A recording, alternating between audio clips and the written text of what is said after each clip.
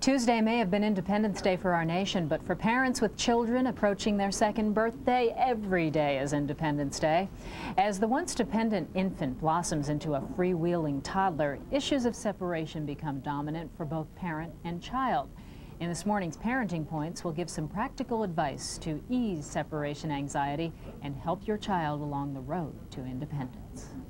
This morning's parenting segment is brought to you by Next Step Toddler Formula. After the bottle, before the milk, new Next Step. Elaine Heffner is a social worker and faculty member at Cornell University Medical College.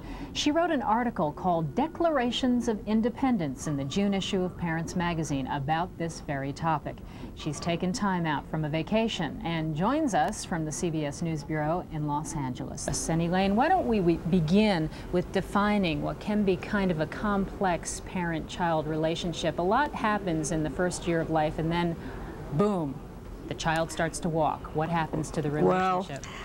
Well, when you start to walk, it's a pretty exciting thing. Just imagine a dependent infant who's been carried everywhere, and suddenly he or she is upright and can run and actually get away from mom or dad, and it's pretty heady stuff. It leads kids to feel that they, like Simba in The Lion King, they think they're about to be king or queen, and they really don't want to be restrained. So you can get into some pretty touchy situations with them, and you have to both respect their new blossoming independence, while at the same time you have to remember that they're still very dependent on you and they don't know their limits. So you have to provide protection at the same time that you're giving them some support in their newfound wings. Now, this is a little bit of an adjustment for the parent as well, correct? Because we're going from perhaps a clingy child to a child who may not even notice the parent is there. Well, you're absolutely right, because very often quite a lot of self-assertion goes with this newfound freedom, and you know, children think that they can do a lot more than they really can, and parents are sometimes bewildered. Often a parent will say, you know, I don't know what happened. He was just my little cuddly boy or my sweet little clingy girl, and now she doesn't listen to anything I'm saying, or she wants her own way about everything.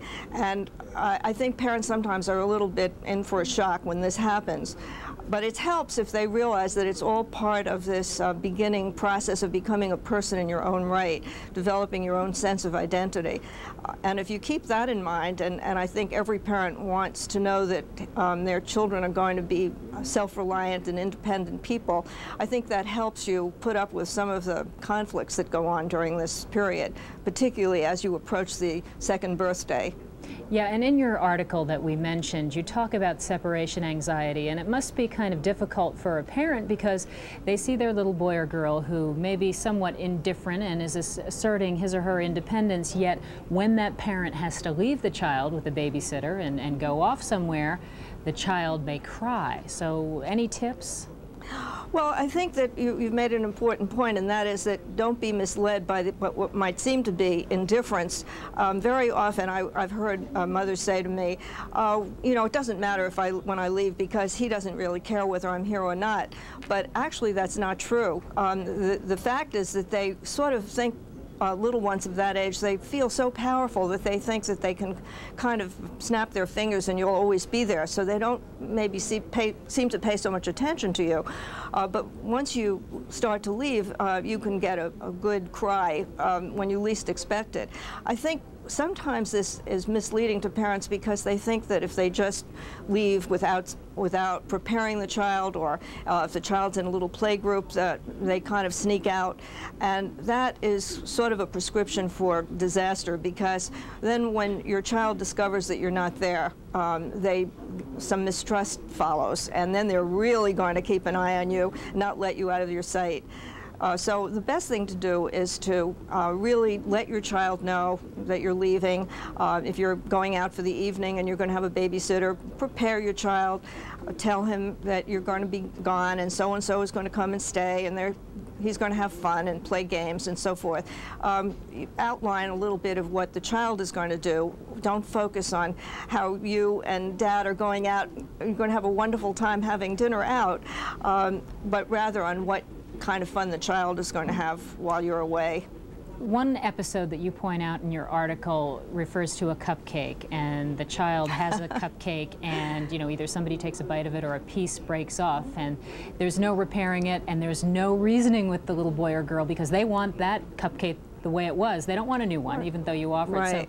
So how do you reason out a situation like that? What that little anecdote about the broken cupcake really reveals is the child's longing for a kind of reunion back to the old days when mom and baby were sort of like one person. If you picture a mother carrying a baby around, well, their bodies are almost merged together. Sure. And little by little, that separation process takes place. And as the child becomes more and more aware of the fact that they are separate, that he or she is a separate person, that mom and dad can really leave, and maybe they won't be there when at the moment the child wants them, that does create a feeling of some anguish. And so one way in which that shows itself is that children seem to become very unreasonable. No matter what you do, it doesn't seem like the right thing. When this mother broke the cupcake in half, the child wanted it restored to its original state, which in a way was kind of a symbol of how the child would like to be one with mom.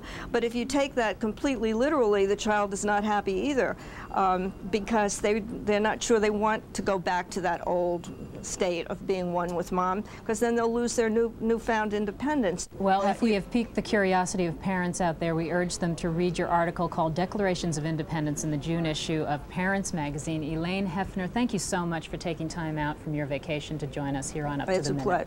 It's a pleasure.